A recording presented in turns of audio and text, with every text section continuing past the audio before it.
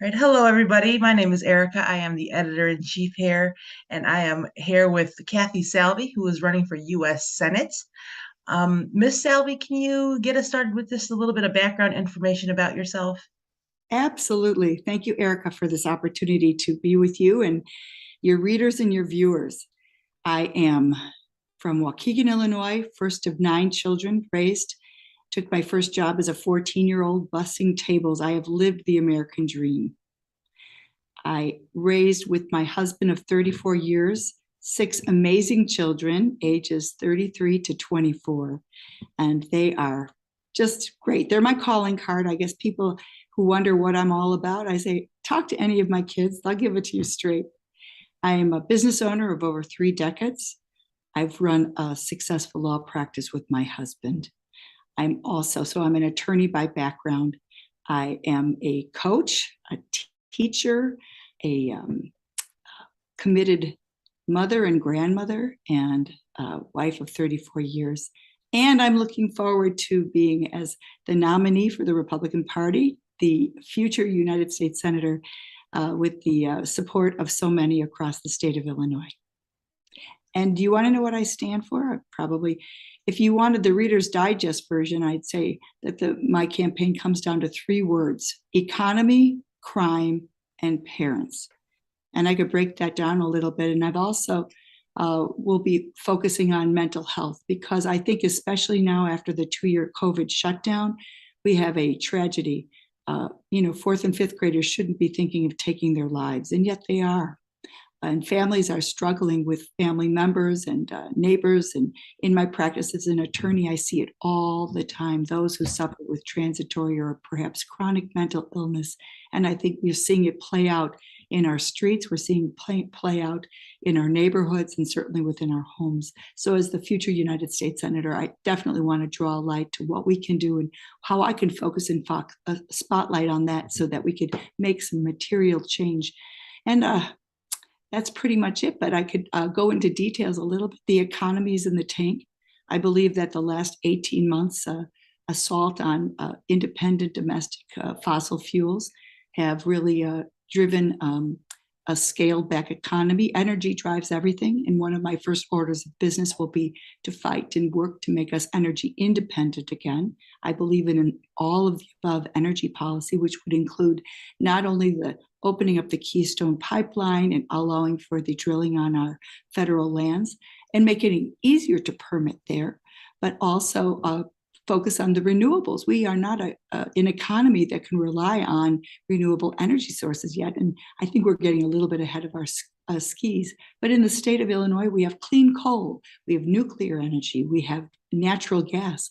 And I know that in the prior administration, we were net exporters of our energy and we were energy independent, which is what drove down prices in the grocery stores and certainly our energy costs, both in our heating bills and our electric bills and certainly our gas prices. So that is an imperative there. And I'm very disappointed that that occurred with basically a stroke of the pen of this president. And it was not even questioned by this Congress because the Congress is of the same party. So I think I will bring back balance to the state of Illinois. We've typically had a Republican and a Democrat U.S. Senator, and I believe it'll serve the people of Illinois well, the families, working families, and so forth. On the economy, I also believe that we're spending too much.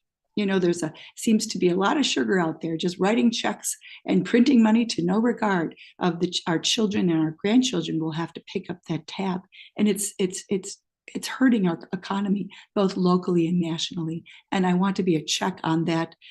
It seems like the unlimited budget that they or unlimited spending that they're doing out there. I could point to the American Rescue Plan that was passed in March of 2021 without one Republican vote, and that allowed for the printing and spending of $1.9 trillion. So if we want to bring back value to our currency, we shouldn't and can't continue to spend it and to print it recklessly. And I believe that we've seen that, and that has hurt our economy. Now on crime. Oh, you could probably be the expert on that. I don't think any one of us are concerned, any one of us go to sleep worried about our teen children or our young children, wherever they are. Will they come home at night? There have been so many unanswered uh, unanswered crimes, both property crimes and serious injury crimes. We could just think back to the crimes that we saw on the TV back in the summer of 2020, when people were defending their property and their businesses, and cars were being burnt and windows were being crashed, and many people lost their life. It was a tragedy. Yet a lot of that has gone unanswered. And even more recently, we find in the city of Chicago. I know that many people who live in Lake and McHenry and Cook County. I know I love going down. My children live in Chicago, a couple of them, and I'm concerned for them. I'm concerned for them, and I think that everybody who lives there. I've walked door to door in Belmont, Cragen, and the Lincoln Park, and many other neighborhoods, the West Humboldt Park area, and that is pretty much the most pressing concern of many of the families, that they worry for their children. They cannot even let them safely play in the front yard or ride their bike down the street. So we need to back our law enforcement, and we need to make sure that those people who are committing crimes are apprehended and charged.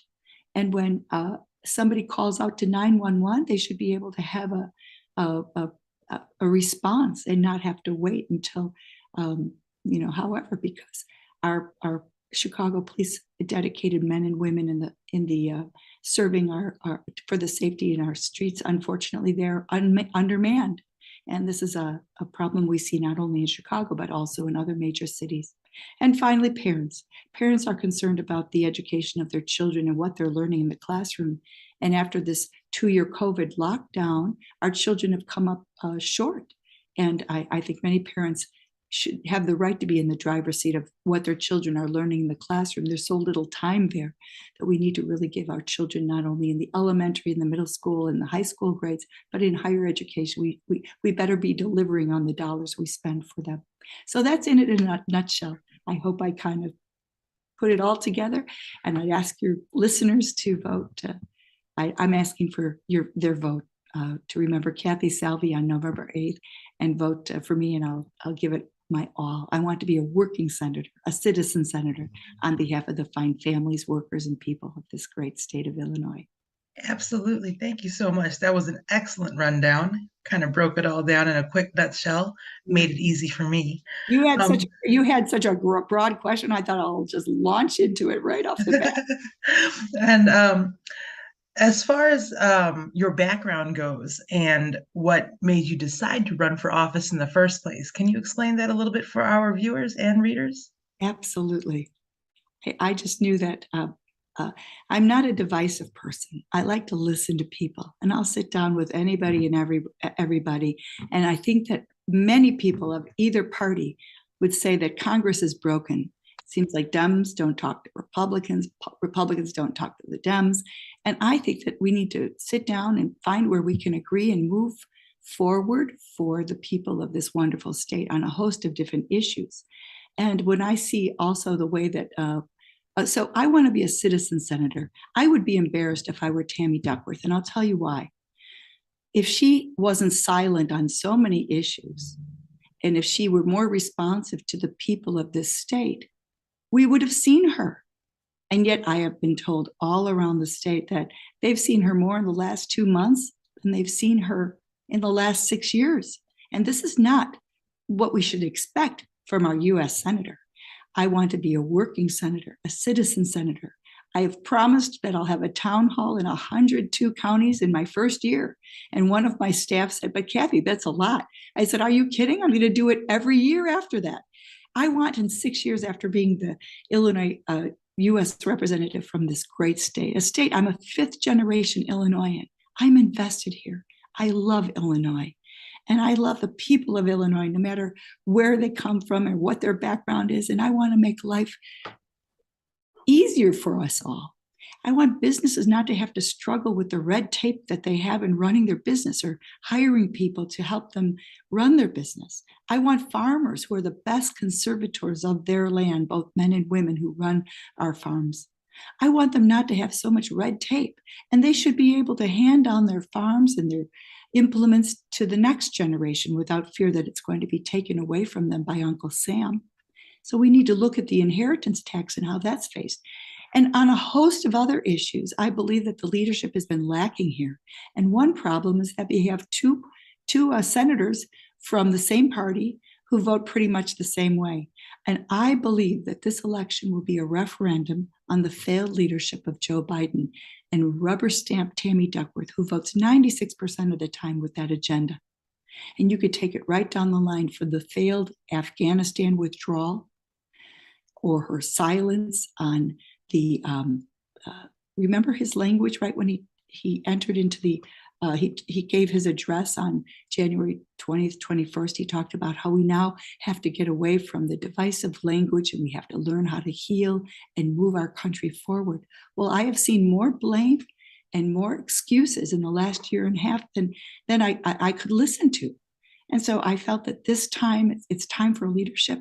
I'm a working senator. I'm a citizen senator. And in that, I mean, I've only been on the ballot 5 months. I run an effective business and I expect to apply every bit of my effort so that our children, our grandchildren, Erica, will be prouder of this state. And people won't be looking to leave our state and spend their retirement dollars elsewhere. We'll make it so their dollars will stretch here at home. But let's just talk about that most recent vote, the Inflation Reduction Act. Yes, I was about to ask about that. 25% of the new taxes. Now, granted, we're already in a recession. 2 quarters of negative growth mean we're in a recession, but we feel it, all of us. It took more money for us to be able to send our kids to school this year, about $160 more per student this year than last year. Yes. Farmers, in their input costs to be able to farm the fields, are spending just close to over 3 times as much as they did 2 years ago. It used to be $400 per ton for anhydrous ammonia, and now it's about $1,100. I was told at the state fair last week that a farmer actually had to spend $1,650 per ton for that necessary product in running. And we haven't even seen that cost go into our marketplace. But let me get back to that Inflation Reduction Act. It expects to extract new taxes, 1/4 of new taxes from those earning $75,000 or less per year.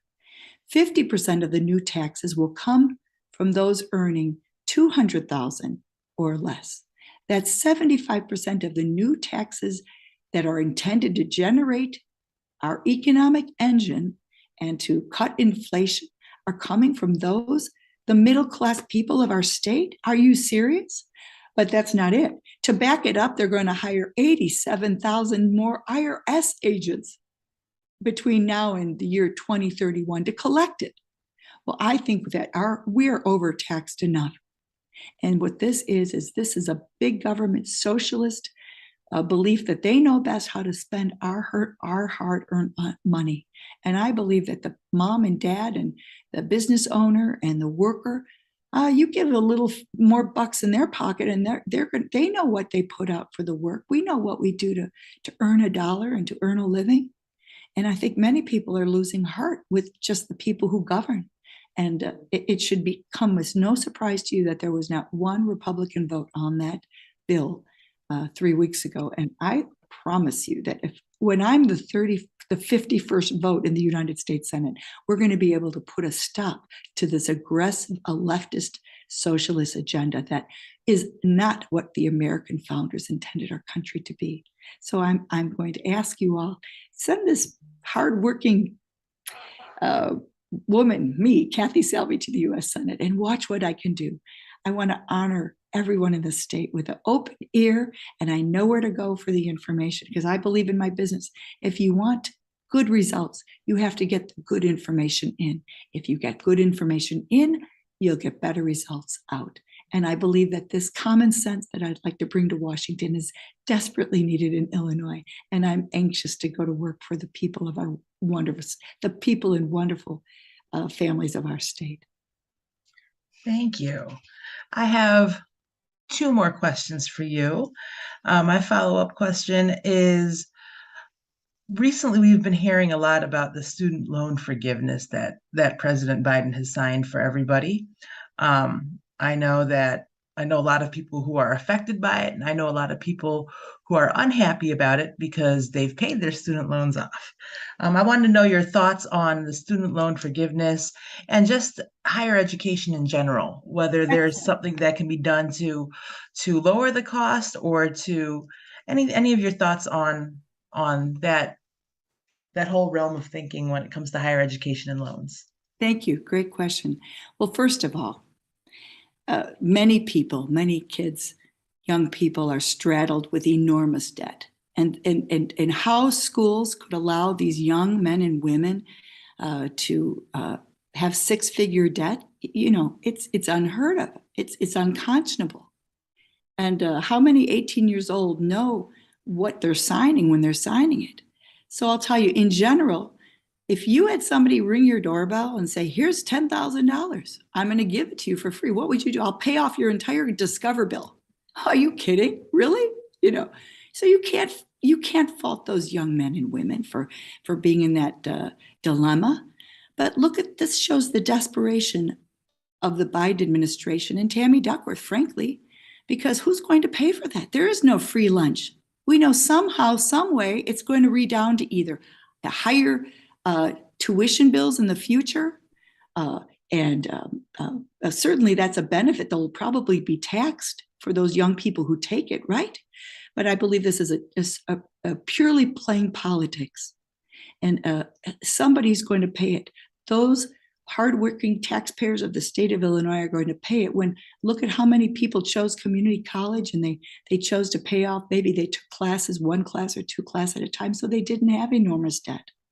So I believe that this shows the desperation of this administration in wanting to have an election year issue that he could hopefully run on. And I think Tammy Duckworth said, let's not make it $10,000, let's make it $50,000. They're spending like there's no tomorrow, and they're spending our children and our grandchildren's inheritance away. And another point about that too, somebody's got to pay the piper in time. Where is this burgeoning debt and spending? Who are we saddling with this debt? We're trading off our freedoms for what? It's our children and our grandchildren who will have to face the problems that this administration is causing, that this senator has rubber stamped. And that's just simply that's not right. Thank you. Oh, and you mentioned higher education. Yes, We have just to in general. focus on our dollars there too, because if you break it down, look at how many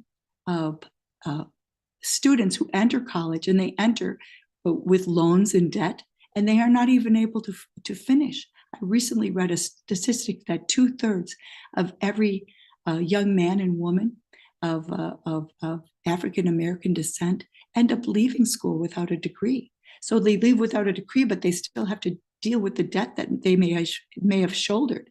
We have to examine what is happening, that young men and young women, not only of African American descent, but of many different cultures and stripes in the state of Illinois, somehow aren't able to make it through the system. And I've heard and listened to many college professors that say that our educational system before that is selling them short, that many young men and women in our state aren't receiving the formation that they need in order to adapt to and succeed in college level courses. So I think we need to peel the onion back, and we need to create stories of success, so that rather than folks who have enormous debt and no diploma to show for it, that they're able to succeed. And we need to examine what they're learning, not only in the secondary educational level, but even before that. If you look at the standards, the way to educate children is not to lower the standard of what they need to learn. It's to raise the bar. And I think that this is a very challenging and difficult issue, but I think our children deserve the answers, and they deserve to have success in the school. And that's why education and putting parents in the driver's seat of their children's educational decisions, and allowing for those families who may want to receive education outside of their particular public school district. We have to make that more available to them and more affordable for them. As you may know, looking at my background, I've been very active with the Midtown Educational Foundation in the city of Chicago. I was first involved as a tutor back when I was a college student and a law student at Loyola, and then at Chicago Kent, too many years ago to count. But then I was active on the board for 20 years, and I serve on the board of trustees now. And this is a great program, right in the near north side and just the west side of Chicago, right on Peoria Street. And it's a program where academic tutoring and enrichment classes are held, and in one-on-one tutoring to the students, average students from the Chicago public school system. They're able to come and receive classes during the school year on Saturdays and on Wednesdays, and during the summer in a 6-week program. And the kids who go through that program, we boast a 98% pass rate from the Chicago public school system. And this is a proven success. I've dedicated my entire adult life to helping youth turn the corner in their families and receive a quality education. And I think that 98% pass rate of those young men and women who go through this program, largely minority children, I'm very proud of. So I've been invested very much in education my entire life, and I'll continue to as the next U.S. Senator. Thank you so much. All right, one more question, my last question. You touched on mental health briefly when we first spoke, and I was wondering what your thoughts and plans are on mental health, especially given, like you stated, how the pandemic has sort of brought forth a lot of these issues in our youth. They haven't been able to socialize, they haven't been able to go to school, and even our adults, they have not been able to live life as they've seen as normal for a very long time. And things are starting to get back to normal here now, but we're seeing a lot of those effects. When it comes to mental health, do you see things such as legislation to ensure that insurance covers mental health? Do you see an increase in funding for mental health services? What is it that you see that the federal government, that you can do to kind of bolster those services? Excellent. You know, Erica, there's a lot that a U.S. Senator can do beyond legislation, but just putting a spotlight on an issue that is critically needed to be addressed. And mental health in Illinois and in our communities is one of those issues.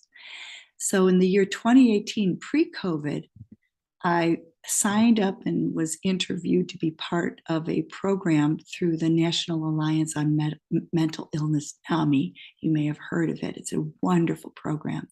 And I went through a year program and received a certification at the end of it. And it was essential for me. You see, in my work as an attorney, I help so many families who have a family member suffering with PTSD or depression or bipolar illness. And I knew that it was important, in order for me to look at the whole person, to help families heal, to be able to talk and listen with what certain families were dealing with. And in our own homes, I think, look at, as a mother, I've raised 6 children. Every mother is only as good as the child, her front burner child, the one who's suffering most at any given time. And I just knew that, just in speaking with my own children and my, 50 plus nieces and nephews, I'm one of 9, my husband's one of 9, it would be helpful if I had this training. It has been revolutionary. Among the things that I learned is that mental illness does not excuse behavior, but it explains it. And that when we deal with somebody who suffers some sort of mental illness, either a transitory or a chronic illness, that we have to look at the person first. For instance, you don't say, I am bipolar. No, I live with bipolar, for instance. You see, I'm just using that as an example. And I think that what we could do is help people live with their illness and to love themselves in spite of it. So if you look at how much drug abuse or alcohol abuse it is, many times that it's like puts a cover over the human suffering that person endures. And so I believe by focusing on mental illness, instead of just shoving it under the carpet and ignoring it. I think this is really critically necessary to healing families and communities. And if I draw a focus and a spotlight on this as the United States Senator, I think we'll wake a lot of people up, and we will have a more of a collaborative effort within our communities. I think it'll bring about help for families, help for individuals. And just last week, I read an article in the Sangamon newspaper where the jail is full of young men and women who are afflicted with mental illness, and they are woefully inept in order to address this. And I would say that the Sangamon jail is not alone in that. We drive down any street in the city of Chicago and you see the homeless on corners and in tents. And this is a pressing need that we in our communities need to address in order to help people. And I believe, like I said, I'll say it a second time. I've reminded people, if your current U.S. senator is making any promises, get them now, because I don't feel as though somebody who has a record. Look at the state of Illinois. We're highest in taxes. Our crime is out of control in many areas. Our people are fleeing our state and moving to different states where they can stretch their retirement dollars. Young men and women are they're going to schools in other states where they can receive a better, they can receive more dollars in their education, their tuition bills. And they're saying no to Illinois schools. And then you have young men and women. I have 2 daughters who are working out of our state with better paying job offers. And with them, when my grandchildren, I'm not alone. Men and women, moms and dads throughout our state are seeing our children leave. Many of the people listening here might say, oh, what are we going to do? When I retire, I'm going to go elsewhere to another state. We even see the billboards on 290 or 90 welcoming people to Kentucky or Tennessee or Wisconsin or Iowa or Indiana. Well, I'd like to see those billboards on our surrounding states. Welcome to Illinois, the land of opportunity. And I think that good government in our state will make all the difference. So you just name it. I'll tell you why we're going to win in November. I know everybody counts out Illinois and says, nope, it's a blue state. No, it's definitely not going to be one of those front burner states. But I'll tell you, I listen to people all over the state. And you ask anybody, whether they vote or don't vote, what do you go to sleep worried about? And Erica, you listen. And then you suggest, and I have suggested, okay, I'm running for the United States Senate. Have you ever heard my name? Kathy Salvi. Oh, sometimes when they say, no, I haven't, I think, okay, well, you know it now. And let me tell you a little bit what I'm about. Learn more about me. Go to kathysalvi.com. But I am committed to governing well, as we all expect in our state. I'm not a divider. I'm not a blamer. I'm a person who is accountable and will remain accountable, and hopefully get Washington more accountable to those of us who live and work and love Illinois. As I say, I'm a 5th generation Illinoisan. I'm planted here. I love this state. I love its people, the most salt of the earth people in the entire world. And I'll argue with any of my colleagues to challenge me on that. And I want to bring my full heart and gusto. I happen to be running as a Republican, but I don't know if I never know what my friends are. The ones sitting on the baseball bleacher with me, they're just my friends. And my clients, I never ask what they are. They're surprised. Some of them didn't even know I was a Republican or running as a Republican. I say, whoa, whoa, whoa, whoa. I'm Kathy Salvi. I'm running for the United States Senate, and I want to work for everyone in the state and makes Illinois a state we all can be proud to live in. And in 6 years, if I haven't done that, then I won't deserve re-election. But in 6 years, I bet we're going to be living happier, more healthier lives. And I will make a difference in the United States Senate. I promise you, I'll put every bit of my gusto into doing just that.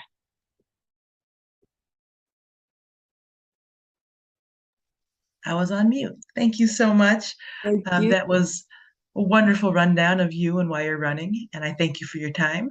And I'm sure we'll all be seeing your name at the polling booth very soon. Good luck. Appreciate it. Thank you for this opportunity. And remember to vote. And I'm going to ask for your vote. Kathy Salvi, United States Senate, November 8th. Appreciate it. Thank you. Thank you.